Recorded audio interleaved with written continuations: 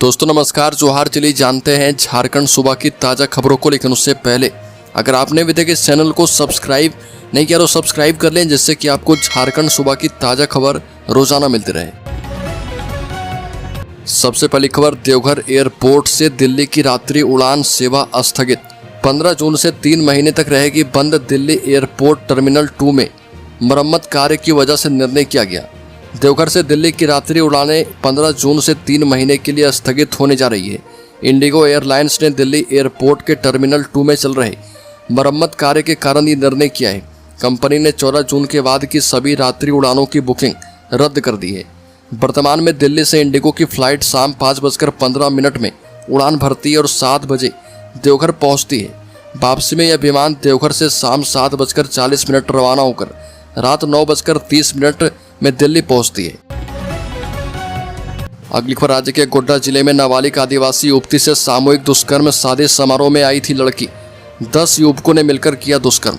गोड्डा जिले में एक नाबालिग आदिवासी लड़की के साथ सामूहिक बलात्कार का मामला सामने आया। घटना सुंदर पहाड़ी थाना क्षेत्र के जोलो गांव की है। पीड़िता 6 जून को सिंदरी गांव से अपने फुआ के घर शादी समारोह में गई थी। रात में जब 17 वर्षीय लड़की शौच के लिए खेत की तरफ गई, तब एक युवक ने उसके मुंह में कपड़ा बांधकर उसे खेत की तरफ ले गया, जहां पर 10 युवकों ने बारी बारी से उसके साथ बलात्कार किया। हालांकि 2 दिन के बाद FIR दर्ज की गई। जांच में सामने आया कि बलात्कार की अगली सुबह पीड़िता जब घर लौटी तो गांव में पंचायत बुलाई गई और इस मामले को दबाने का प्रयास किया गया। अगली खबर, धनबाद के निरसा खुदिया नदी में युवक का मिला शव। स्थानीय लोगों ने शव को तैरते देखा। बता दें कि निरसा थाना क्षेत्र के नया डांग स्थित काली मंदिर के पास खुदिया नदी में एक अज्ञात युवक का शव तैरते हुए मिला। स्थानीय लोगों ने जब शव को नदी में तैरते देखा तो उन्होंने तुरंत पुलिस को इसकी सूचना दी। पुलिस ने घटनास्थल पर पहुंचकर शव को बाहर निकाला और उसे पोस्टमार्टम के लिए भेज दिया। पुलिस अब मृतक की पहचान और इस घटना के कारणों की जांच कर रही है। अगली खबर, राज्य के पाकुड़ जिले में पत्नी की चाकू से हत्या करने वाला पति गिरफ्तार किया गया। महेशपुर में प्रेम विवाह के बाद पति ने पत्नी को मारा था। बता दें कि पाकुड़ जिला अंतर्गत महेशपुर थाना क्षेत्र के बिस्कुटिया गांव में बीती रात पति के द्वारा अपनी पत्नी की हत्या चाकू घोंपकर की गई थी।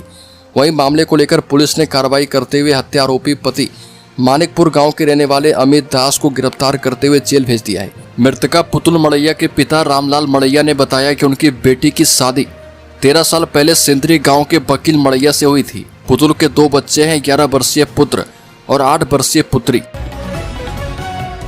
अगली खबर, फिल्मी स्टाइल में पकड़ाया दुष्कर्म का आरोपी। शादी समारोह में पुलिस ने बजाया ढोल। परिजनों के साथ घुल मिलकर 4 साल से फरार आरोपी को दबोचा। पलामू में पुलिस ने एक फिल्मी अंदाज में दुष्कर्म के आरोपी को गिरफ्तार किया है।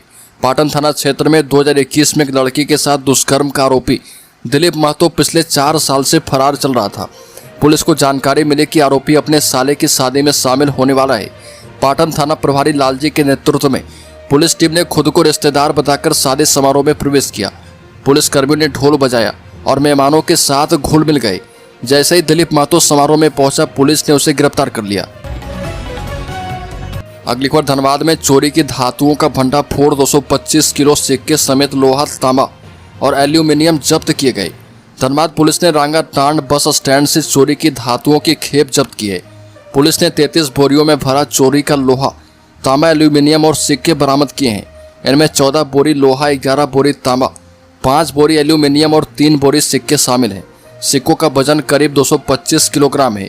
धनबाद थाना प्रभारी आर्यन ठाकुर के मुताबिक SSP को गुप्त सूचना मिली थी और सूचना थी कि चोरी की धातुओं को रांगाटांड से बंगाल लेकर जाया जा रहा।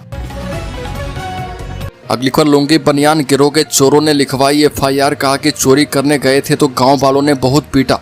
चोरी की घटनाओं को लेकर पुलिस थानों में तो आए रोज शिकायतें दर्ज होती है, लेकिन रांची में इस बार चोरों ने ही गांव वाले के खिलाफ FIR दर्ज करवा दी। चोरों का कहना है कि उन्होंने एक घर में घुसकर चोरी का प्रयास किया तो गांव के लोगों ने पूरी तरह पीट दिया। ग्रामीणों की पिटाई से चोरी करने घुसे लोगों में एक बुरी तरह जख्मी हो गया है, जबकि 3 अन्य को चोटें आई है। उनके 2 अन्य साथी भागने में सफल रहे।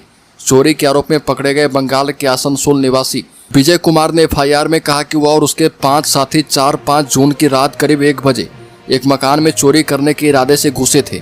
सभी ने मिलकर घर की अलमारी से सोने की चेन और कुछ नगद निकाले। इसी दौरान मकान मालिक की नींद खुली और उसके बाद उसकी पिटाई हो गई। अगली खबर, झारखंड नागालैंड नहीं स्विट्जरलैंड बनेगा। बता दें कि सूबे के स्वास्थ्य एवं खाद्य आपूर्ति मंत्री डॉक्टर इरफान अंसारी ने खलासी मोहल्ला स्थित आवास में कहा कि सूबे के पूर्व मुख्यमंत्री रघुवर दास अनर्गल बयानबाजी नहीं करें। वो कहते हैं कि मुख्यमंत्री हेमंत सोरेन झारखंड को नागालैंड बनाना चाहते हैं, जबकि उनके नेता केंद्रीय मंत्री संजय सेठ और रांची के विधायक सीपी सिंह रांची के फ्लाईओवर पर बाइक से घूमते हैं और कहते हैं कि रांची स्कॉटलैंड जैसा लग रहा। भाजपा यदि आदिवासियों की हितैषी है तो सरना धर्म कोड लागू करे। रघुवर दास और भाजपा की दाल अब नहीं गलने वाली। रघुवर दास बोरिया बिस्तर समेटकर छत्तीसगढ़ चले जाएं। अगली खबर, विश्वविद्यालय और कॉलेजों में आयोजित किया जाएगा योग संगम। अंतर्राष्ट्रीय योग दिवस पर 21 जून को नोडल मंत्रालय के रूप में आयुष मंत्रालय ने समग्र स्वास्थ्य और अस्थायी जीवन के लिए योग के अभ्यास के बारे में जागरूकता का प्रचार प्रसार करने के लिए विभिन्न कार्यक्रमों का आयोजन किया। इसके तहत विश्वविद्यालय, कॉलेज और अन्य उच्च शिक्षण संस्थानों में योग संगम का आयोजन किया जाएगा। इसमें सामान्य योग प्रोटोकॉल पर आधारित सामूहिक योग प्रदर्शन शामिल है। अगली खबर, झारखंड में सत्तारूढ़ गठबंधन के लिए ठोस जमीन की तैयारी। मंत्री की मांग से सियासी हलचल तेज। झारखंड की राजनीति में अनुसूचित जाति यानी एससी समुदाय के मुद्दे को लेकर एक नया विमर्श शुरू हो चुका है। राज्य सरकार के वित्त मंत्री राधाकृष्ण किशोर ने पहली बार इस समुदाय की एकजुट आवाज की कमी को रेखांकित करते हुए अनुसूचित जाति राज्य आयोग और अनुसूचित जाति परामर्शदात्री परिषद के गठन की मांग उठाई है। उन्होंने वर्ष 2008 में राजभवन के द्वारा जारी एक आदेश का हवाला देते हुए भारतीय जनता पार्टी पर निशाना साधा है, जिसमें इस तरह की पहल की बात थी, लेकिन कोई ठोस कदम नहीं उठाया गया। अगली खबर, झारखंड में हटाए गए 1700 से अधिक पारा शिक्षक। बता दें कि झारखंड में शिक्षा व्यवस्था को लेकर बड़ा विवाद सामने आया। राज्य भर में 1700 से अधिक पारा शिक्षकों की सेवा समाप्त कर दी गई है। इसके पीछे वजह उनकी 20 साल पुरानी डिग्री है। शिक्षकों की नियुक्ति मैट्रिक स्तर से आधार पर की गई थी। अब उनकी इंटरमीडिएट की डिग्री की जांच की जा रही है। शिक्षा विभाग की इस कार्रवाई से शिक्षक समुदाय में काफ़ी गुस्सा है। आपको बता दें कि झारखंड शिक्षा परियोजना परिषद ने जिला शिक्षा अधीक्षकों को 1700 पारा शिक्षकों को नौकरी से हटाने का निर्देश दिया था। अगली खबर, झारखंड में नक्शा पास करने की प्रक्रिया फिर से ठप। 5 महीने के बाद भी नहीं सुधरे हालात। झारखंड में नक्शा पास करने की प्रक्रिया सुधर नहीं रही है। जानकारी के अनुसार पहले उच्च न्यायालय के आदेश और बाद में सर्वर बदलने की वजह से लगभग 5 महीने बाद नक्शा स्वीकृति की प्रक्रिया शुरू हुई, लेकिन यह एक बार फिर से रुक गई है। बता दें कि सिंगल विंडो सिस्टम पर केवल नक्शे का आवेदन हो रहा, उसके बाद फाइलें ना तो आगे बढ़ रही है और ना ही पीछे जा रही है। अगली खबर, सेल प्रबंधन और मजदूर संघ के बीच अहम बैठक। ठेका श्रमिकों के हितों पर बनी सहमति। बता दें कि झारखंड मजदूर संघर्ष संघ किरीबुरू और सेल प्रबंधन किरीबुरू के बीच एक महत्वपूर्ण बैठक का आयोजन किया गया। यह बैठक लगभग 1.5 साल के बाद हुई है, जिसमें ठेका श्रमिकों से जुड़े कई महत्वपूर्ण मुद्दे पर सकारात्मक चर्चा की गई। बैठक में समान कार्य के लिए समान भत्ता, आवास सुविधा, रात्रि पाली भत्ता, सीक लीव जैसी सुविधाएं एवं किरीबुरू अस्पताल में गोवा के समान चिकित्सा सुविधा देने जैसे मुद्दे पर सहमति बनी है। अगली खबर, 6 दिनों के लिए झारखंड पहुंचे प्रदेश कांग्रेस प्रभारी के राजू। बता दें कि अखिल भारतीय कांग्रेस कमेटी के अस्थायी आमंत्रित सदस्य और झारखंड के प्रभारी के राजू 6 दिवसीय प्रवास पर झारखंड पहुंचे हैं। यहां बिरसा मुंडा एयरपोर्ट पर पत्रकारों से वार्ता करते हुए उन्होंने कहा कि संगठन सृजन का कार्यक्रम चल रहा और इस राज्य में पेशा कानून, सरना धर्म कोड जैसे मुद्दे पर कांग्रेस प्रमुखता के साथ काम कर रही है। जानकारी देते हुए प्रदेश कांग्रेस के महासचिव सह मीडिया प्रभारी राकेश सिन्हा ने बताया कि झारखंड प्रभारी के राजू एवं प्रदेश कांग्रेस कमेटी के अध्यक्ष केशव महतो कमलेश राज्य के विभिन्न जिलों में विभिन्न कार्यक्रमों एवं बैठकों में हिस्सा लेंगे। अगली खबर, सिमडेगा के सदर अस्पताल में शिशु वार्ड की शुरुआत की गई। अब नैनीहालों को मिलेगा बेहतर इलाज। सिमडेगा के सदर अस्पताल में अब शिशु वार्ड की शुरुआत की गई है। इसका नवजात और छोटे बच्चों को काफी लाभ मिलेगा। अब अस्पताल में शिशु रोग विशेषज्ञ भी बैठेंगे जो नैनीहालों का उपचार करेंगे। सरकार की इस पहल से बच्चों को शिशु रोग से संबंधित बीमारियों के लिए बेहतर उपचार मिलेगा। इसकी जानकारी स्वास्थ्य मंत्री इरफान अंसारी ने साझा की है। अगली खबर, 12 जून के बाद आएगा राज्य में मानसून, होगी सामान्य बारिश। झारखंड में 12 जून के बाद मानसून आएगा। पहले 6 जून से मानसून आने की उम्मीद जताई जा रही थी। मौसम वैज्ञानिकों के अनुसार निम्न दबाव के क्षेत्र का रुख बदल जाने के कारण ऐसा हुआ है।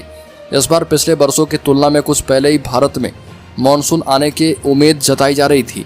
6 जून तक झारखंड में भी मानसून प्रवेश कर जाएगा, लेकिन अब यह तिथि आगे बढ़ चुकी है। भारतीय मौसम विभाग के वैज्ञानिक अभिषेक आनंद ने बताया कि निम्न दबाव का क्षेत्र बांग्लादेश से झारखंड की ओर आने के बजाय पूर्वोत्तर की ओर चला गया है। अगली खबर, झारखंड के शेयर होल्डर्स इन्वेस्टर्स के लिए 10 से 11 जून को बाजार में दिख सकता है तेज उतार चढ़ाव। बता दें कि रिजर्व बैंक की ब्याज दरों में कटौती के बाद भारतीय शेयर बाजार के लिए अगला हफ्ता काफी अहम होने वाला है। BSE, सेंसेक्स और निफ्टी 50 जैसे इंडेक्स पिछले हफ्ते थोड़ा स्थिर हुए हैं, लेकिन अब कई घरेलू और वैश्विक घटनाएं बाजार की दिशा तय करेगी। महंगाई के आंकड़े, अमेरिका की टैरिफ नीतियां और विदेशी निवेशकों का रुख जैसे फैक्टर बाजार को प्रभावित कर सकते हैं। बता दें कि इस हफ्ते भारत का रिटेल महंगाई डेटा CPI आएगा, जो बाजार के लिए बहुत अहम है। उम्मीद की जा रही है कि महंगाई रिजर्व बैंक ऑफ इंडिया के दायरे में रहेगी। अगर ऐसा होता है तो ये बाजार के लिए अच्छी खबर होने वाली है।